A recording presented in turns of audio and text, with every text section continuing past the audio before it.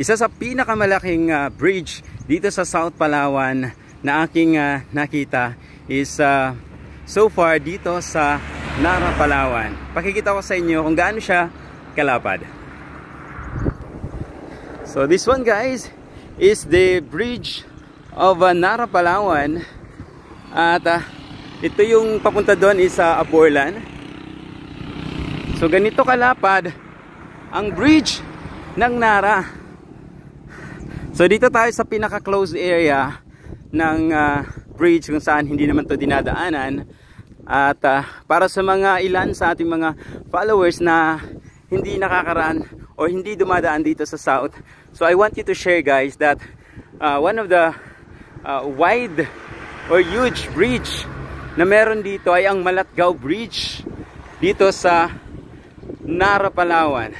So ang Malatgao Bridge has key 0082 plus 502. Hindi ko alam ang ibig sabihin yan. Yan po ang Malatgao Bridge. See, dito sa Malatgao Bridge, malawak din yung pinaka-ilog dyan. At so far, this is one of the wide na bridge dito sa South Palawan. So let me know guys kung meron tayong mas malawak pa dito. So you can comment down below or you can take a screenshot or kung saan man, at kung nandito rin naman kayo sa South at may mga memories dito sa pinakamalawak na tulay dito sa Nara. Yan, this is one of the bridge na nakita ko talagang ang lawak. Dito sa ilalim medyo wala ng tubig ngayon. So dun sa unahan meron. So isa sa pinaka para sa akin na dinadaanan ko lagi. So kapag pumupunta ako ng Nara ay itong bridge na to yung isa sa mga lagi kong nakikita. At saka meron dito minsan madalas nagtatambay dito yung mga group of mga kaibigan, nagtitake dito ng mga yung bonding lang. Kasi itong area na to, so nakikita nyo itong area na to, this is a closed bridge. So actually this is the original bridge nung itong area na to ay dinadaanan pa. So now that is already closed na dahil matagal na rin tong bridge na to. So itong kabilaan is going to Puerto Princesa and that side is going to South.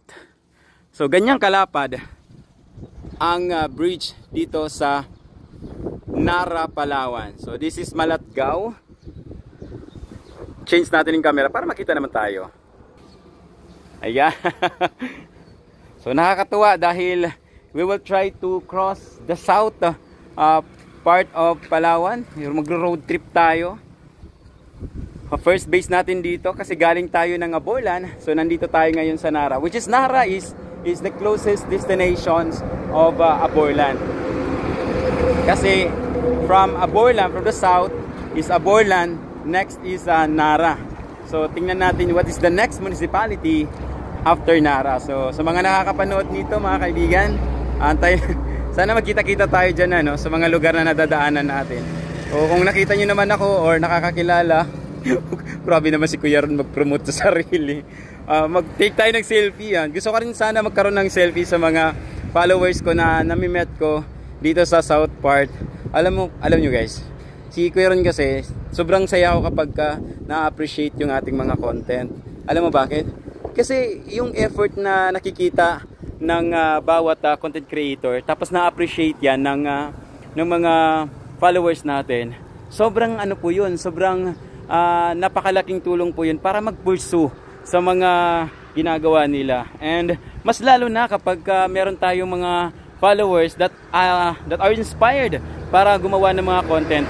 Like din sa isa kong follower na because of watching my content, na-inspired na rin siya to create this type of content. Kaya shout out sa mga followers natin na nai-inspired gumawa rin.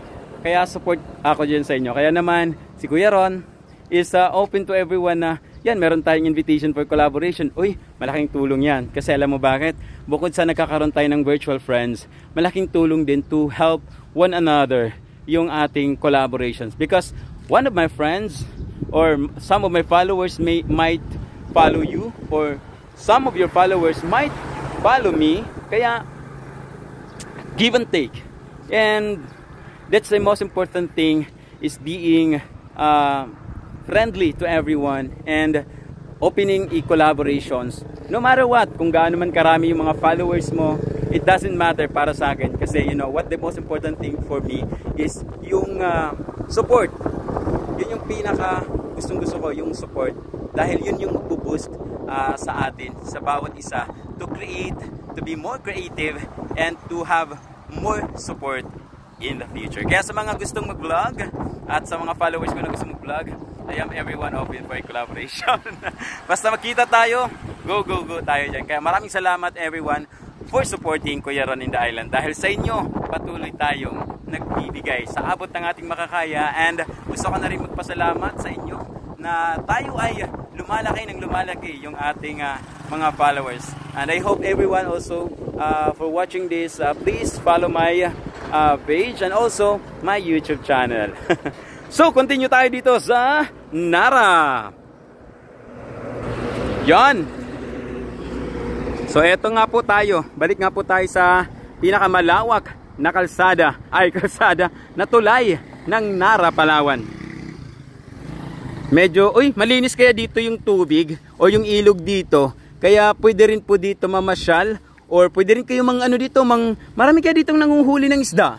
Doon sa unahan, dahil ngayon ay medyo tagtuyot ng area dito. So meron doong ito yung ilog ng Malatgaw. Yan, kita nyo? Yan, Karanya, shout out. Yun. Ayan, so everyone, I hope you enjoy this bridge. Sana ay nag-enjoy kayo dito sa ating kunting share sa mga naaabutan natin or nadadaanan natin dito in the south part of Palawan. So yun ang river ng Malatgaw. Dun sa unahan may mga yan dyan, may mga resort din. Actually dito sa river ng Malatgaw, pwede po kayong pumunta dito for bonding. Ang linaw kayo ng tubig dito, tingnan nyo po. Kita nyo yan, ang linaw ng tubig Ilog ng Malatgaw. Dito sa ilalim ng tulay ng Malatgaw Bridge, Nara, Palawan. So I am Kuya Ron in the Island. At lilipat muli tayo kung ano ang ating maabutan sa ating mga kaibigan. Maraming salamat po sa inyong lahat.